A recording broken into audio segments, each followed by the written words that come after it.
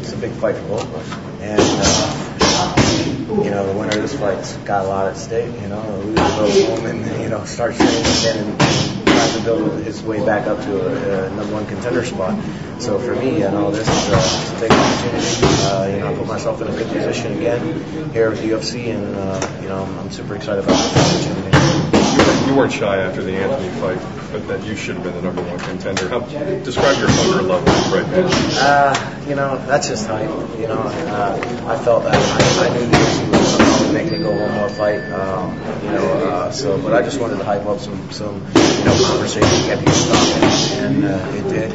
And here I am right now, getting to prove that I am the number one contender come Saturday night, May 8th here in Montreal. And that's the important thing is being prepared for May 8th, and I feel great. I'm in great shape right now, and ready to rock. How difficult is it to not think about what a win here could mean? I don't even want to think about that. I think it's only 15 minutes of hard work, 15 minutes of grind, and that's all I'm prepared for right now is 15 minutes of that. And I'm trying not to think of anything that's coming in the future. I don't really care too much about right now fighting whoever I'm fighting next. I care about Saturday night. If you had to rank his stand-up, what grade would you give him? He's a good stand-up fighter. I'm not going to compliment him, too much, but he is a good stand-up fighter. That's all he poses, really, So we'll see. Maybe Saturday night comes out and takes me down. So who knows, Josh, you of all the top UFC fighters probably fight more frequently. What is the balance between wearing down your body and then improving by being in there so much? I'm new to the sport still. I still think I have a lot to bring to this sport. I think I have a lot to improve. I've changed dramatically over the past couple of years as a fighter, and I think that the more time I get on, the more comfortable I'm going to get, the better I become as a fighter. And I think that's been a big attribute to my success here in the UFC, is that the more fights I get, the better I get. When Marcus Davis fought Hardy, he did that Photoshop stuff on him, and that really seemed to get Marcus upset and maybe threw him off his game plan in the fight. Daley seemed to take a similar thing with you.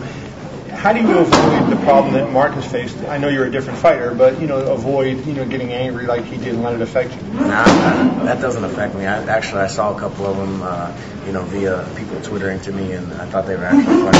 So it's not going to affect me, man. I've been called way worse. I've had way worse things done to me in my life, and it's been a grind to get here to this fight. I've had a lot of things going on, and I'm focused on fighting, and I put everything to the side. In my personal life, my whole life, for the last 12 weeks, I put everything to the side. Josh, Fitch and Dana had an interesting exchange in Newark about this isn't about that. This is I'm going to squash all the questions on that right now. I'm focused on May 8th, and I won't relay any questions other than May 8th. How are you doing now than when you fought George? That's the last time. That was kind of an eye-opening fight for a lot of people. How are you a different fighter today?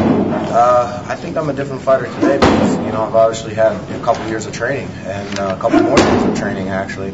I believe that, my stand-up is evolved. I got back to a lot of good wrestling. I had Joe Williams, was Olympian, Cormier, another Olympian in our training camp, the past couple of fights, and I'm really excited about having those guys on board with the wrestling aspect and become a more complete fighter and a better fighter, I believe. How many businesses do you own and what are they? 2 businesses right now, and after this fight, I'll probably have a third.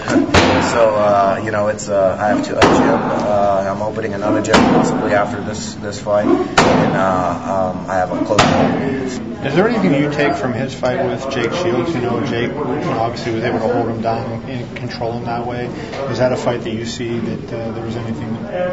Yeah, I think that that fight was quite some time ago, and I'm sure he's improved as a fighter. But I think that fight definitely stands out in my mind for this one. Obviously it shows the lack of discipline that he has on the ground game, I think that he's fooling himself if he believes that he's not going to end up on his butt at some point in this fight. How would you assess his wrestling abilities? Specifically his takedown defense. Well, we'll have to wait and see on that.